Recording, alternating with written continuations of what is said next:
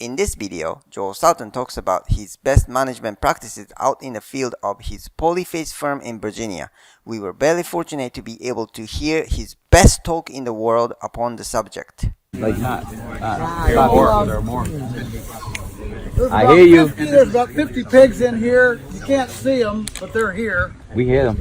You hear them? Yeah, they're here. What up, buddy? There's one. So this is kind of a hybrid between an acorn glen and a pig pasture.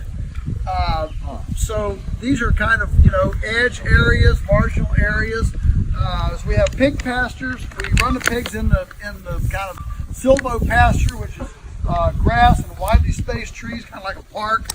Here we pruned out a lot of the trees to open it up so there's more stuff underneath. That wire probably is hot there. You'll be aware in a few minutes. Yeah, you'll be aware of it. It won't hurt you. It'll just be a shocking experience.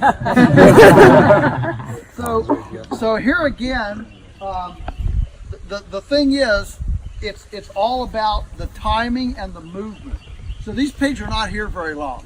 5 to 10 days, 12 days max. And you can hear them in there.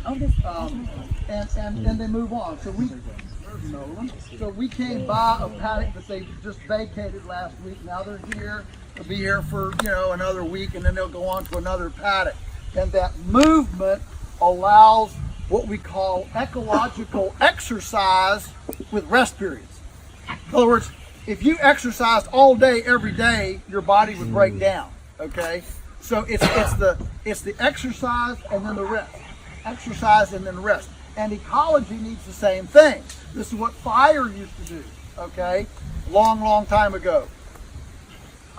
Disturbance and then rest. Disturbance and then rest. You could call disturbance exercise. Okay, and if you've never dealt with changing marketplaces, or if you ever have, you know that disturbance is exercise. Okay, it exercises your mind to stay up with the new marketing of the new situation, the new whatever. So this disturbance is a critical element of ecological health, to actually not let it just stagnate like a wilderness area, to actually increase the biodiversity using pigs. We don't have fire, but we do have pigs and electric fence, so we can now do the disturbance without burning it all up. So imagine, if every acre that was, around the edges and the fringes and forest lands and stuff were used this way. Again, there's not one single reason for one single concentration camp pig factory in the world. It doesn't take any more land. It just means you've spread stuff out on the land. I like to call it democratization, okay? Decentralization as opposed to centralization, where you have this concentration of everything, and that creates a problem. Just like if we have too many people in one place, or too many animals in one place, or too much anything in one place. So nature tends towards balance. So spreading out like this, and the point is, talking about the mesquite in Texas, all the Appalachian forests of this area, the pinyon pine of Colorado, and the forests of California. You take all that could all be done this way. It would actually be ecological healthy, and there wouldn't be the wildfires, because the pigs would help to keep the land refreshed, and it would eliminate fires. So we know that this works. Another interesting thing is, if we were driving by here on the road at 60 miles an hour, you wouldn't even know there was pig production in here. And we like the fact that we're doing commercial production so embedded in the nest, in the ecological nest, that the ecology is still the high point of the tour, not some big piece of infrastructure that we make. And we think that puts the emphasis on the right thing. It's not on what we did, it's what God did, and we're nesting into it. Are you with me? That's the idea. Now I'll just mention one other thing, because I think it's so interesting, and you guys are up on economics and things like that. So I like to just share this idea with you. before the Europeans came to America, before the Europeans came here, of course, we had a Native American economy and ecology and everything, management. And the Native American forestal economy ran on small diameter stuff. The fires killed the small trees. They took out the weak, the wounded, the diseased trees. The Native Americans didn't have chainsaws, so they only wanted stuff that they could carry or bend or move, little saplings and stringy stuff, right? They could make webbing and lattice work. So for hundreds, if not thousands of years before the Europeans came, the forestal ecology culled out weak, junk, small stuff and left the big stuff. So it was culling out the littles, leaving the big. Well, when the Europeans came, this is a la guns, germs, and steel, in case you missed it. When the Europeans came with steel and wanted to mill lumber, you want big stuff to mill. And so when the Europeans came, they completely inverted that Native American, the indigenous forestal ecology, and went from leaving the big, taking the little, to taking the big, leaving the little. And it inverted so that they started taking all the good stuff, leaving the junk stuff, and we've been doing that now for 400 years here, and we have continued to mongrelize our forestal ecology by taking the best and leaving the worst. We've been doing that for 400 years. So forestal ecologists now actually question if we even have the genetics today to grow the kind of cathedral trees that we all look at in 1900s black and white photos of the crew with the big crosscut saw, on this great big cart thing. That we have actually done that. So one of the neat things we find about running the pigs in the woods like this, where we come along with a chainsaw, take out the crookeds, the junk, the little stuff, leave the big cathedral trees to grow more nuts and mass, hickory nuts and things for the pigs to eat in the understory, that has created a new cash incentive to return to the 500-year-old forestal economy of taking the worst, leaving the best. So it pays us to move us to a culling of the junk and leaving the better trees. And we think that's one of the most unspoken elements of what this is. Yeah, it raises cool pigs, all that kind of stuff, but it also moves us to a business model that pays us to genetically upgrade the woodlot instead of genetically downgrading the woodlot. It's kind of cool. Yeah. So the pigs are a partner in that changed, incentivized economic picture that has great impact on the ecology and the ultimate genetic capacity of the trees that are there. Questions? Is it starting to blow your mind now? Yeah. Ben? How do you get the pigs out? How do you get the pigs out? Well, the main thing about pigs is that in moving pigs, you need to create an environment in which they want to go where you want them to go. Because pigs have a very low center of gravity. Anybody that's ever raised a pig, you have pig loading stories, pig moving stories, okay? And so of course we have gates in here. So the easiest way, of course, by the time they're big and into these spots, they've been moved many, many times. So they're used to being moved. And so what we do is we just let them run out of feed for a day, and a hungry pig will follow you just about anywhere for a morsel of food. So, we let them go run out of feed for a day, and then we come up with a feed bucket, shake it, and they'll follow us just about anywhere. Yeah. Another question. Yes. So pretty much they eat what the trees produce. No, they have a feeder. Okay. So they're also on a feeder. So they eat, yes, they eat what the trees produce. They're eating stuff off the ground, and they have the self feeder too. So they get their choice. The beauty of animals is they don't watch TV, so they're not swayed by advertising. so they actually eat according to their body's desires, yes, rather than according to what some dietitian or nutritionist or the latest want, from whatever university told them to eat. And so they spread it out among themselves. And what happens to the wheat? You said the natural way before the guns turned to steel was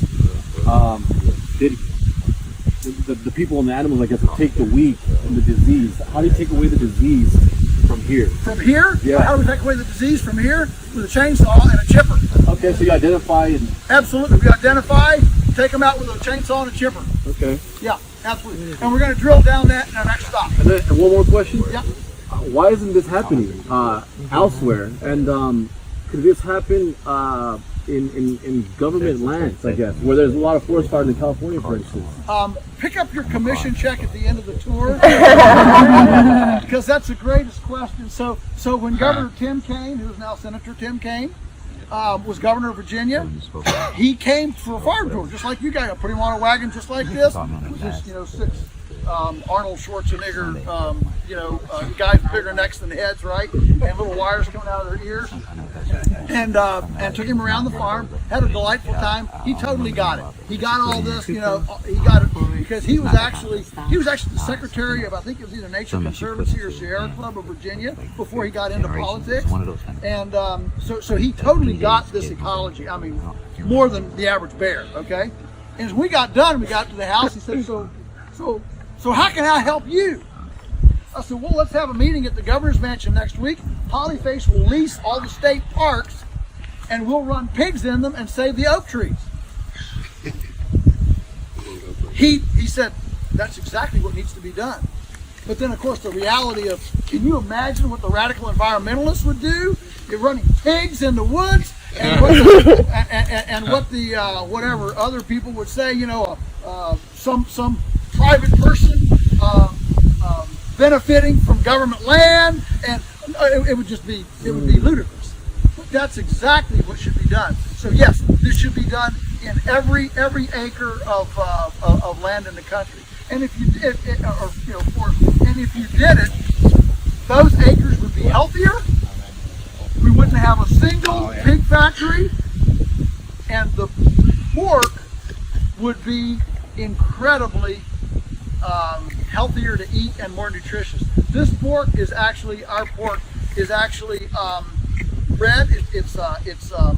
It's not white. When the industry had that campaign for years, pork the other white meat, trying to make it sound like chicken. I mean, they should have said the other white, anemic, iron deficient, slovenly, tasteless, junk meat. Right? Because real pork is rose colored, which indicates carotenes and iron. Like a flower, paleness indicates vitamin and nutritional deficiency. Wow. Vibrant color indicates nutritional and vitamin superiority. And so whether it's an egg yolk, or the fat in a chicken, or the fat or a pig, or anything, what we want is color. Color indicates that vitality. Okay, and one of the reasons that our food system now is showered in sauces and everything else is because it's become so bland. There's no taste to our meats, our eggs, or anything anymore. There's no taste to them. So yeah, good question. Yes, ma'am. So Joe, are you the only farmer in the country that's believing in this? Are there more of you? Oh, absolutely. There's more of us. How many more? I mean, how many more? Not enough. not very many. But no, this is still very much a lunatic fringe. And I'm the resident lunatic.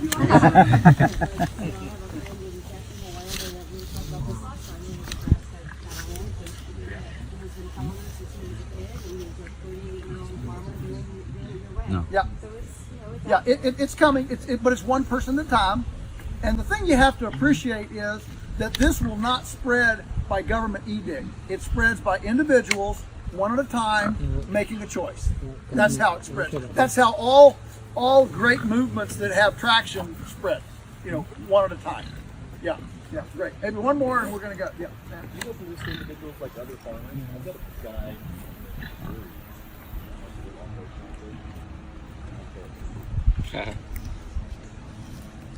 So why doesn't it? Well, he has the knowledge. That's why I'm asking. Oh. Can he come and tour and you guys Absolutely. Yeah, we do these lunatic tours. We do 12 of them in the summer. We do a 2-day intensive seminar, yeah, we do a lot. And I've written 12 books. I mean, start there. You know, but unfortunately, farmers tend to not be readers. And farmers tend to not like people. Yeah, that's why they're farmers. They don't like people. So that gives them a marketing problem, and not reading gives them an intellectual problem. So they're disadvantaged on both ends.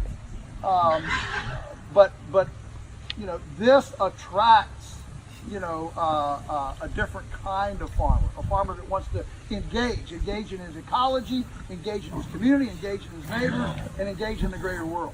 Yeah, absolutely. Are there plans to put this online and make this a part of the e-learning that Ty's coming out with? Sorry. So that way we can help market it and get it I out have to no farmers? idea what ties mean. That would make the most sense for the biggest reach to target these farmers Yeah. that you're talking about. Yeah, There's lots yeah. of videos. He's got hundreds of thousands. You Google us on and there's tons of YouTube and videos and different things. Yeah, yeah. Salatin semester, yeah, that's whatever 30 hours of intensive instruction, all video. Yeah, Salatin semester is a big. Yeah, there's lots of stuff out there. Here's the thing. You can learn almost anything that you put your heart to. If you're interested in it, you can learn it. The weak link is between our ears. That's our weak link. I mean, the hardest climate to change is the climate of the mind. But once you change the climate of the mind, everything else falls into place. Great. All right, let's go down to the